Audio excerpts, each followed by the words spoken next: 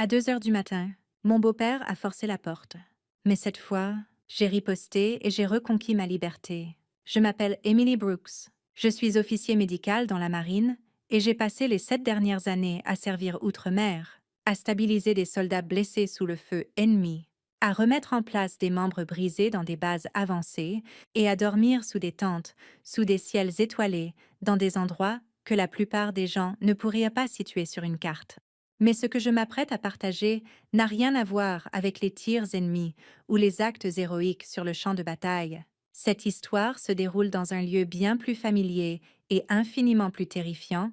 Elle s'est produite dans ma propre maison, derrière une porte verrouillée dans un appartement tranquille, juste à côté de la base. Le genre d'endroit où l'on est censé se sentir en sécurité. J'avais l'habitude de penser que si je pouvais survivre dans une zone de guerre, je pouvais survivre à n'importe quoi. J'avais tort. Aucune formation ne vous apprend quoi faire quand la menace porte votre nom de famille. Aucun exercice de combat ne vous prépare à affronter un homme qui se prétend de la famille. Et rien ne fait plus mal que de réaliser que la personne qui se tient à vos côtés, celle qui vous a élevé, est aussi celle qui est restée silencieuse quand vous souffriez. J'ai pensé des Marines les mains couvertes de leur sang, avec des mortiers qui faisaient trembler le sol sous mes pieds. J'ai pratiqué un massage cardiaque tout en hurlant dans une radio satellite pour demander des renforts qui n'arrivaient jamais assez vite. Mais rien de tout cela n'a jamais fait aussi mal que le silence de ma mère pendant qu'il me frappait. Cette histoire parle de survie, mais pas du genre qui vous vaut des médailles ou des saluts. C'est celle qui se produit en silence, nuit après nuit. Quand vous vous promettez que demain, vous serez assez forte pour partir. C'est ce que signifie se battre pour sa propre voix quand tout le monde autour de vous fait semblant de ne pas entendre les cris. Donc non, ce n'est pas une histoire sur la guerre dans le désert. C'est sur le genre de guerre dont personne ne parle. Celle qui ne s'arrête pas quand vous rentrez chez vous. Et si vous êtes encore là à écouter, c'est peut-être parce qu'une partie de cela vous semble familière. J'espère que c'est le cas, parce que j'ai passé trop longtemps à penser que j'étais la seule. Mais la vérité, c'est que certaines batailles ne se livrent pas outre-mer. Elles commencent et se terminent ici, derrière des portes closes. Et raconter l'histoire à voix haute. C'est là que la guérison commence enfin. Tout a commencé par un bruit que je connaissais trop bien. Ce rythme sec et brutal de poings qui s'abattent sur le bois encore et encore, comme un bélier cherchant un point faible. Je n'ai eu à peine le temps de m'asseoir avant que la serrure cède avec un claquement, et la porte s'ouvrit à la volée, s'écrasant contre le mur avec la force d'une vague heurtant de l'acier. Il était là, Richard, mon beau-père. Son visage était gonflé et rouge, les yeux vitreux d'alcool, les lèvres retroussées en une rage qui n'avait nulle part ailleurs où aller que droit sur moi. Il ne dit pas grand-chose, juste un aboiement sur la trahison et la famille. Puis il bondit. Son poids me renversa en arrière, ma colonne vertébrale heurtant le sol assez fort pour brouiller ma vision. Je me débattis, mais il attrapa mon bras et le tira en arrière jusqu'à ce que quelque chose craque. La douleur illumina mon épaule, blanche et brûlante en un instant. Je hurlai, mais personne ne vint. Aucun voisin, aucun garde, aucune mère. Elle était là, pourtant, je la vis, debout juste à l'intérieur de l'encadrement de la porte, éclairée par la lumière du couloir, ses mains sur la bouche, les yeux écarquillés, mais elle ne bougea pas, ne parla pas, ne cligna même pas des yeux. Elle se contenta de regarder. Ses poings continuaient de pleuvoir. L'un s'écrasa sur ma pommette, un autre sur mes côtes. Je sentais les bleus se former avant même que mon corps ne heurte à nouveau le sol. Mon souffle venait en halètement, brisé et superficiel. J'essayais de ramper, mais il posa le pied sur le bas de mon dos, appuyant jusqu'à ce que je ne puisse plus bouger. Il se pencha près de moi, sa voix basse et empoisonnée de venin. Il dit que je ne quitterais jamais la famille, que la loyauté avait un prix. Je sentis le goût du sang dans ma bouche et la piqûre des brûlures de moquette sur mon visage. Je regardais au-delà de lui, désespérée pour que quelqu'un, n'importe qui, intervienne. Mais ma mère était toujours figée. Son silence était plus fort que les coups. Quelque part, à travers le brouillard, je repérais la radio vert olive sur mon bureau. Mes doigts bougèrent par instinct. 3 pressions. Le signal SOS. Une bouée de sauvetage diffusée dans l'obscurité. Je ne savais pas si quelqu'un l'entendrait. Je savais juste que je ne pouvais pas survivre à cela seul. Richard ne le remarqua pas. Sa rage n'avait pas de pause. Il me releva et me plaqua contre le mur, hurlant que je regretterais d'avoir quitté sa maison. Ses règles. Mes jambes cédèrent. ma vision se rétrécit. La pièce tourna, mais sous le rugissement de sa voix, j'entendis quelque chose de faible. Un crépitement, statique, réponse, espoir, et à cet instant, même alors que ses mains s'enroulaient autour de ma gorge, je fis un choix, cela ne se terminerait pas en silence. Pas cette fois, mes doigts tremblaient si fort que je n'étais pas sûre de pouvoir le faire. Chaque souffle était comme du feu, mes côtes hurlant à chaque inspiration. Mais j'atteignis la radio quand même, rampant centimètre par centimètre, traînant mon corps sur le sol, comme un soldat essayant d'atteindre le dernier endroit sûr sur Terre. Je ne regardais même pas. Je me contentais d'appuyer sur le bouton 3 fois, vite, délibérément. Le signal d'urgence que j'avais appris à utiliser sur le terrain, quand les choses tournaient mal et que les secondes comptaient plus que tout. Je ne savais pas s'il atteindrait qui que ce soit, mais appuyer sur cet interrupteur semblait être le seul choix qui me restait entre moi et la mort sur ce sol. Il ne le vit pas, ses bottes s'éloignaient, sa voix continuant de tonner quelque part en arrière-plan comme un lointain grondement. Mon monde s'était réduit à la douleur et à la statique, et au plus faible scintillement de quelque chose que je n'avais pas ressenti depuis longtemps. Une possibilité, puis je l'entendis, à peine un murmure, mais suffisant, ce son sec et crépitant d'une réponse, comme si quelqu'un, quelque part, écoutait.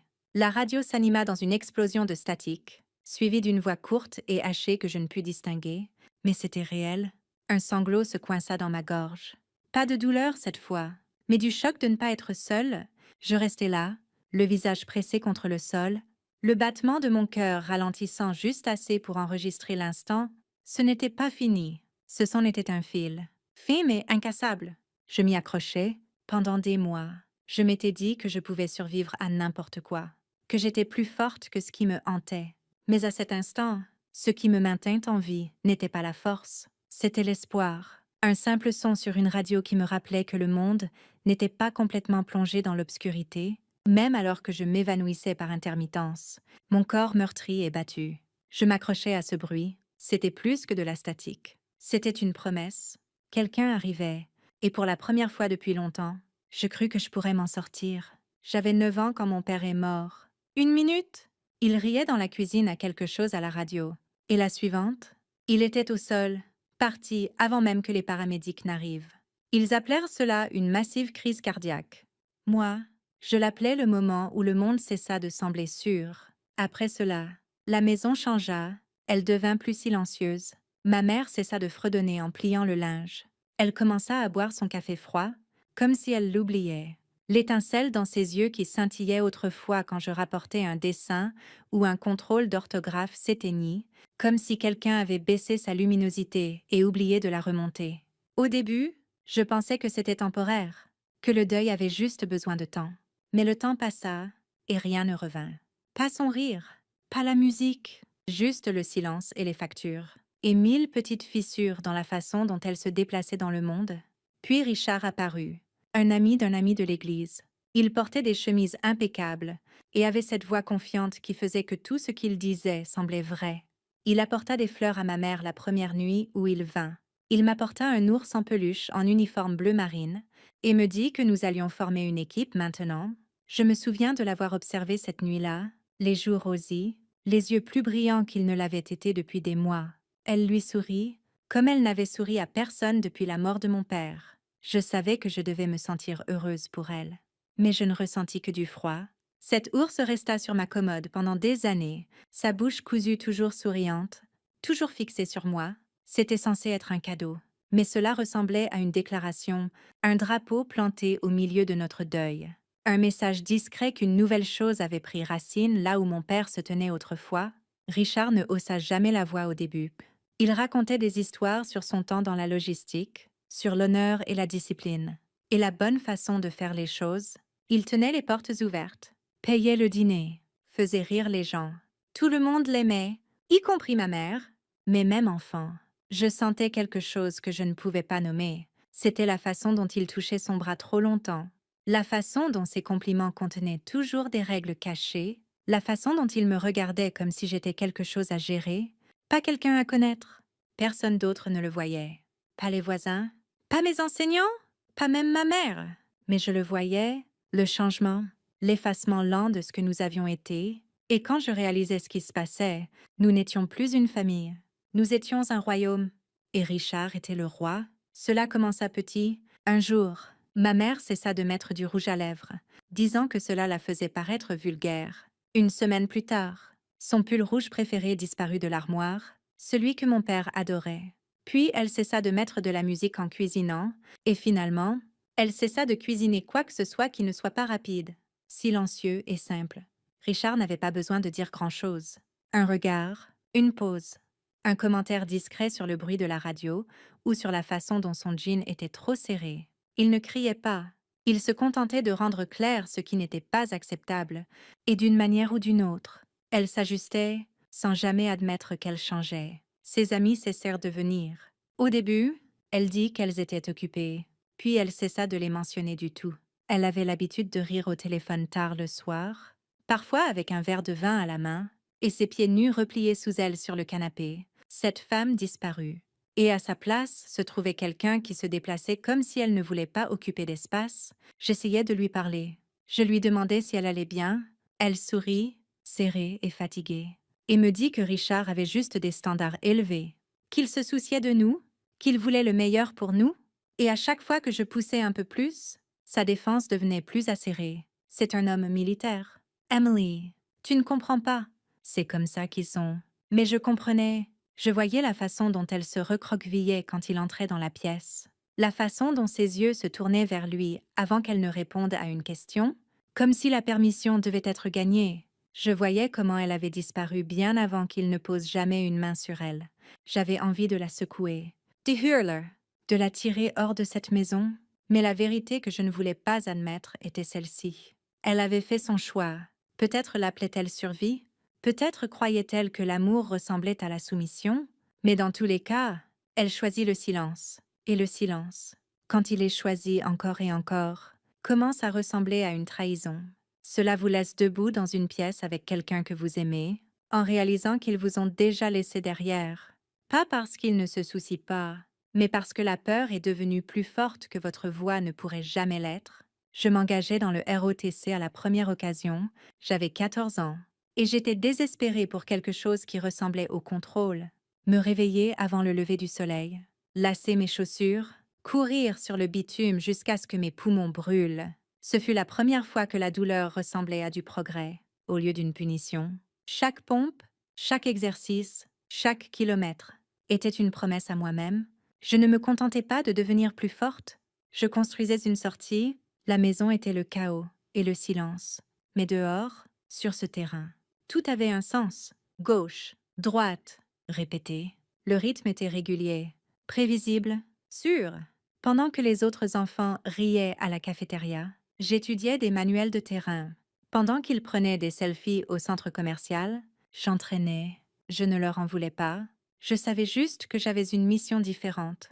Chaque répétition était un pas de plus entre moi et la vie que je refusais d'hériter. Richard ne demanda jamais pourquoi je rentrais tard de l'école. Ma mère ne remarqua jamais les bleus sur mes tibias dus aux exercices dans le noir. Personne ne vit la guerre silencieuse que je menais, mais je m'en fichais. Je ne m'entraînais pas pour les autres. Je me préparais à la liberté. La nuit, je restais allongée dans mon lit, à fixer cet ours en peluche stupide en uniforme. Toujours sur l'étagère, je me murmurais à moi-même que je ne finirais pas comme elle, que je partirais et ne reviendrais jamais, qu'un jour, j'échangerais la peur contre le commandement. Les gens pensent que la discipline consiste à suivre des ordres. Pour moi, c'était de la survie. Cela me donnait une raison de continuer, quand j'avais envie d'abandonner. Cela me donnait un avenir auquel m'accrocher quand tout autour de moi s'effondrait. Et plus que tout, cela me rappelait que j'avais du pouvoir, même si personne d'autre ne le voyait encore. Même si je devais me battre pour chaque centimètre, j'allais gagner ma sortie, pas avec du bruit ou de la rébellion, mais avec de la concentration, de la force et une vérité inébranlable. Il ne gagnerait pas. La Syrie était chaude, bruyante et cruelle. Le genre d'endroit où chaque pas avait du poids et où le silence signifiait que quelque chose de mauvais allait arriver. Je m'étais installée dans ce rythme, le danger constant à fleur de peau. C'était familier, gérable. Jusqu'à ce que la vraie menace vienne de milliers de kilomètres plus loin, j'avais envoyé à ma mère une pile de brochures par la poste. Service de soutien aux familles militaires. Refugees. Lignes d'écoute. J'avais glissé une carte téléphonique prépayée et un mot qui disait simplement « Tu n'es pas seul ». Une semaine plus tard, je reçus un message sur mon téléphone satellite.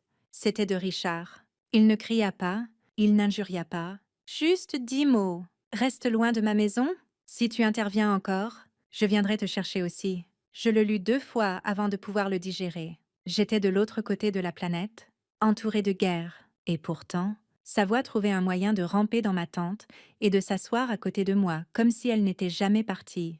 L'air du désert sembla soudain plus froid, le bruit des générateurs s'estompa en arrière-plan. Ce message vola l'air de mes poumons plus efficacement que n'importe quel combat au feu nourri ne l'avait jamais fait.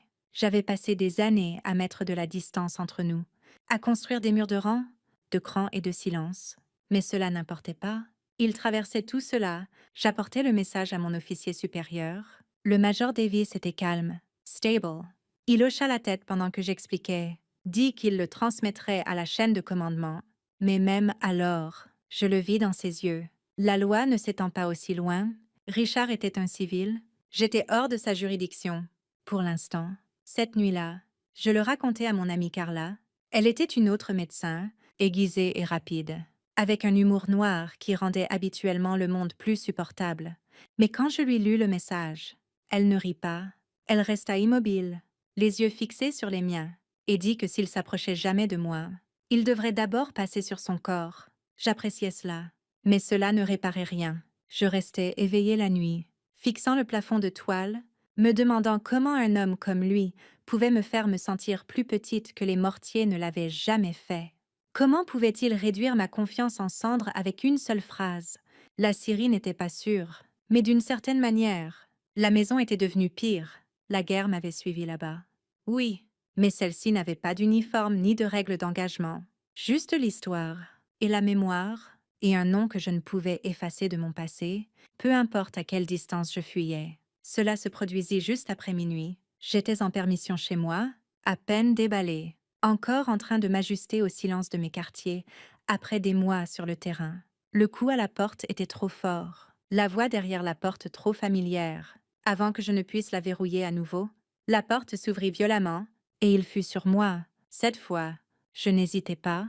J'avais mémorisé l'emplacement de ma radio d'urgence, même alors que ses poings trouvaient mes côtes et que ma vision se brouillait. Je l'atteignis, 3 pressions rapides. Le signal partit, Richard ne le remarqua pas. Il était trop consumé par sa propre rage, hurlant sur la loyauté, la trahison, sur le respect que je lui devais. Je l'entendais à peine. Je me concentrais sur la respiration, sur rester consciente, sur tenir assez longtemps pour que quelqu'un arrive. Ils arrivèrent, lumière clignotante. Bottis qui martèle, voix qui hurle le désordre. Il essaya de se battre contre eux, même alors qu'ils le tiraient de moi. Ma mère resta dans le coin tout le temps, les bras enroulés autour d'elle comme une armure, les yeux fixés sur le sol. Quand ils lui demandèrent ce qui s'était passé, elle secoua la tête, dit qu'il ne l'avait pas fait exprès, dit que ce n'était pas aussi grave que cela en avait l'air. Ces mots furent comme un second coup. Je me réveillai dans un lit d'hôpital avec des côtes meurtries et une arcade sourcilière recousue. Et pendant un moment, je restais simplement là, sans parler. Je ne voulais pas savoir ce qui viendrait ensuite. Je ne voulais pas sentir le poids de tout cela. Puis ma mère entra. Elle semblait plus petite que dans mon souvenir, les épaules voûtées, les mains tremblantes. Sa voix se brisa quand elle parla. Elle dit qu'elle était désolée, qu'elle pensait que le silence me protégerait, qu'elle croyait que si elle supportait le poids de sa colère, cela m'épargnerait. Ce ne fut pas le cas. Elle pleura, pas les larmes discrètes auxquelles j'étais habituée, mais celles qui viennent quand un barrage cède enfin. Et pour la première fois, elle ne détourna pas le regard. Je ne dis pas grand-chose, je n'en avais pas besoin. La guerre que nous avions toutes les deux menée chacune à notre manière s'était enfin ouverte. Et même s'il y avait d'autres batailles à venir, cet instant ressemblait à quelque chose de fini, ou peut-être à quelque chose de nouveau qui commençait. Il se présenta au tribunal en costume, cheveux lissés en arrière, cravate impeccable, épaules droites, comme s'il croyait encore que l'image pouvait gagner ce combat. Il me regarda comme si j'étais celle qui avait trahi quelque chose de sacré, comme si j'étais celle qui était jugée, mais les faits parlèrent plus fort que lui. Jamais ne pourrait le faire. Le signal SOS, les rapports médicaux, mon témoignage, ferme et inébranlable. Et puis, celui de ma mère. Elle raconta tout à la cour. 15 ans de peur, de contrôle, de choix faits pour survivre, pas pour s'épanouir. Il essaya de jouer la victime, dit que j'exagérais, dit que je lui en voulais. Mais ces mots ne purent escalader le mur que nous avions bâti avec la vérité. Le juge ne s'y a pas, 20 ans, sans possibilité de libération conditionnelle, ses honneurs militaires révoqués. Quand ils l'emmenèrent menotter, il ne cria pas, ne pleura pas. Il se contenta de fixer, vidé et abasourdi. Pour la première fois, il réalisa, le contrôle avait une limite et il l'avait enfin atteinte. Après le procès, je fondai Valorline, un réseau de soutien pour les familles militaires piégées dans la violence domestique. Pas seulement les épouses, les filles, les fils. Quiconque avait vu sa douleur ignorée derrière l'ombre d'un uniforme, nous mîmes en place des lignes d'écoute, construîmes des refuges près des bases, formâmes des officiers à reconnaître les signes. Ma mère commença à faire du bénévolat à l'hôpital des anciens combattants locaux. Au début, elle se contentait de plier le linge. Puis, elle commença à aider à l'accueil. Des mois plus tard, elle se tint à une parade du 4 juillet et chanta l'hymne national. Sa voix n'était pas parfaite, mais c'était la sienne à nouveau. Forte, claire, vivante. Parfois, les gens me demandent si je suis fière de ce que j'ai construit, de ce chemin que j'ai parcouru. Je leur dis toujours oui, mais ce que je ne dis pas, c'est que la fierté n'est pas la récompense. La liberté, pas le genre que l'on salue avec un drapeau, mais le genre que l'on revendique pièce par pièce brisée, le genre que l'on doit gagner en se levant quand c'est le plus dur, en choisissant de ne plus être silencieuse. C'est de cela que cette histoire a toujours parlé. Pas de vengeance, pas de justice, pas même de guérison. C'était pour reprendre l'espace que la peur avait essayé de remplir, et ne jamais la laisser gagner à nouveau.